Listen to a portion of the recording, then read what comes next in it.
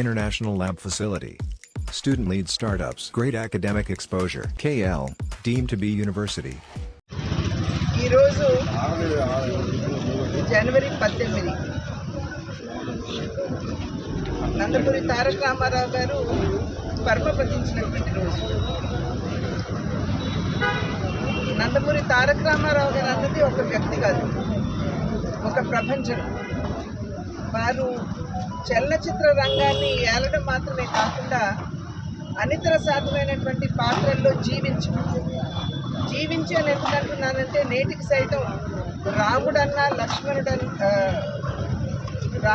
కృష్ణుడన్నా అందరి కళ్ళ ముందు కూడా సాక్షాత్కరించేది ఆ నందమూరి తారక రాముని రూపమే. అది మాత్రమే కాకుండా చిరంజీవులు లాంటి సినిమాల్లో ఎవరూ కూడా సాహసించినటువంటి పాత్రలు వారు పోషించి నటించి అని చెప్పి నేను ఇందాక అన్నట్టుగా తెలుగు కళామ తల్లి ముద్దు బిడ్డగా ఆ కళామ తల్లి ఆశీర్వాదాలు అందుకున్నటువంటిగా. అది మాత్రమే కాకుండా వారు ప్రజా జీవితంలోకి వచ్చిన పిమ్మట సంక్షేమం అన్న పదానికి నిజమైన నిర్వచనం పలికినటువంటి వారు నందమూరి తారక రామారావు గారు. అన్నదో జలదశ్చైవ ఆతురస్య చికిత్స కన్నా త్రయస్తే స్వర్గ మాయాంతి వినా యజ్ఞేన భారత అన్నారు మన పెద్దలు. అంటే ఆకలితో ఉన్నవారికి పట్టెడు అన్నం పెట్టినా, దాహంతో ఉన్న వారి దాహాన్ని తీర్చిన అటువంటి వారికి స్వర్గద్వారాలు ఎల్లప్పుడూ తెరిచే ఉంటాయి అని చెప్పి పెద్దలు చెప్పినటువంటి మాట. వారు ముఖ్యమంత్రి అయినటువంటి సందర్భంలో ఆకలితో అలమటిస్తున్నటువంటి ఎందరో పేదలకి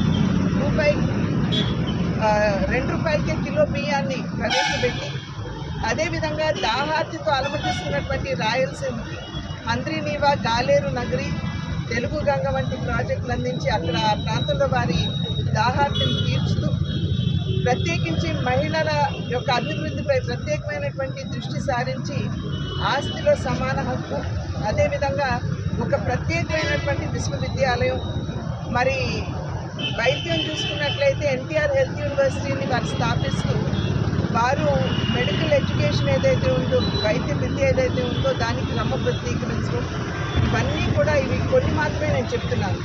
అదేవిధంగా మరి మన మానవతకే పరిపాలన తీసుకొచ్చినటువంటి ఘనుడు కూడా నందమూరి తారక రామారావు. ఇవాళ తెలుగువారు ఆత్మగౌరవంతో తల ఎత్తుకోగలుగుతున్నారంటే ఎందరో మహానుభావులు, వారితో పాటుగా నందమూరి తారక రామారావు గారు కూడా ప్రధానం అని చెప్పి మనందరూ కూడా గుర్తించాలి.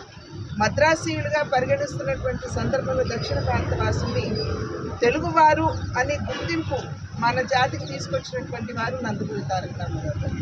కనుకనే నేటి వరకు కూడా వారు పరపదించి దగ్గర 20-30 సంవత్సరాలు అయినా కూడా నేటికి సైతం తెలుగు ప్రజల హృదయ పీఠిక మీద వారిని ప్రతిష్ఠించుకుని ప్రతి ఒక్కరూ కూడా వారిని పూజించుకుని గుర్తించుకుంటారు.